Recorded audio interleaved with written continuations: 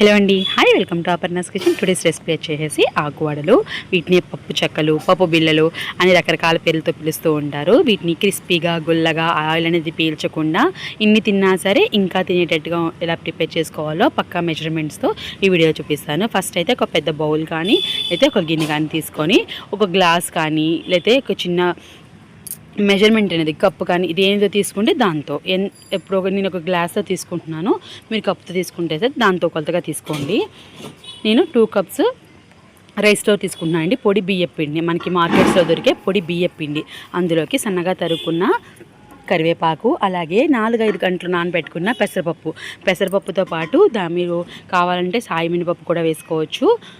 కాకపోతే ఖచ్చితంగా 4-5 గంటలు అనేది మనం నానబెట్టుకొని ఉంచుకోవాలి. తర్వాత దీనికి సరిపడా సాల్ట్ వేసుకొని బాగా కలుపుకోవాలి.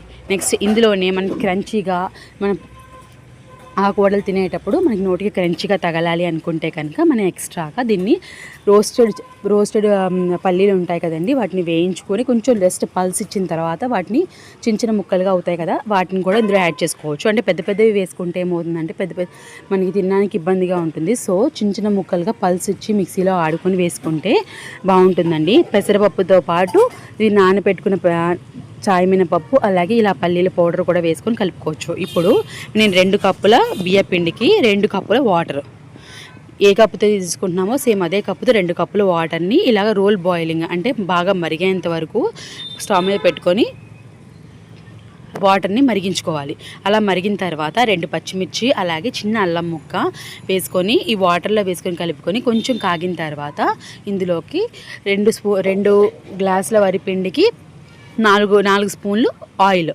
లేదనుకుంటే కనుక మనం ఫస్ట్ పిండి కలిపేటప్పుడే బటర్ని కూడా యాడ్ చేసుకోవచ్చు.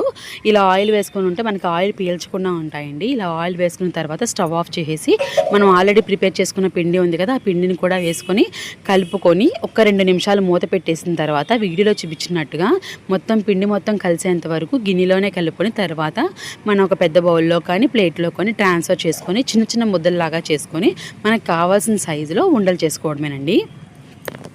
పిండి మాత్రం పొడి పిండి తగలకుండా మొత్తం తడిగా అయ్యేటంత వరకు కూడా కలుపుకోవాలి. ఇది వేడిగా ఉన్నప్పుడే మనం బాగా దీన్ని మ్యాష్ చేయాలండి, బాగా నొక్కి పెట్టుకోవాలి. లేదంటే కనుక మనకి ఎక్కువసేపు అయితే కనుక ఆయిల్ పీల్చేస్తాయి. చేతిని తడి చేసుకొని చల్లటి నీళ్ళతోనే చేతిని తడి చేసుకొని మొత్తం పిండి మొత్తం కలిసేటట్టుగా కలుపుకొని చిన్న చిన్న బాల్స్ లాగా చేసుకోవాలి. మనకి ఎంత సైజు కావాలంటే అంత సైజు బాల్స్ లాగా చేసుకొని పక్కన పెట్టుకోవాలి. తర్వాత వీటిని మనం పప్పు బిళ్ళలు చేసుకునే మిషన్ ఉంటుంది కదా, దాంతో అయినా చేసుకోవచ్చు. లేదంటే ఇలాగ పేపర్ మీద, ప్లాస్టిక్ పేపర్ మీద కొంచెం లైట్గా ఆయిల్ అప్లై చేసుకొని చిన్న చిన్న బాల్స్ లాగా చేసుకొని ఒక గ్లాస్ కానీ గిన్నె కానీ ఏదైనా సరే రౌండ్ షేప్గా ఉంది, లేకపోతే ఇలా బాక్స్ కానీ ఏదైనా సరే దానిపైన ఇంకొక ప్లాస్టిక్ పేపర్ వేసి అప్పుడు మనం దాంతో మనం కావాల్సిన షేప్లో నొలుకోవాలి. మరీ లావుగా ఉండకూడదండి, మరీ పల్చగా ఉండకూడదు. మీడియం సైజులో వీడియోలో చూపిస్తున్నట్టుగా అలా నొక్కికొని ఒక పక్కన ఉంచుకోవాలి.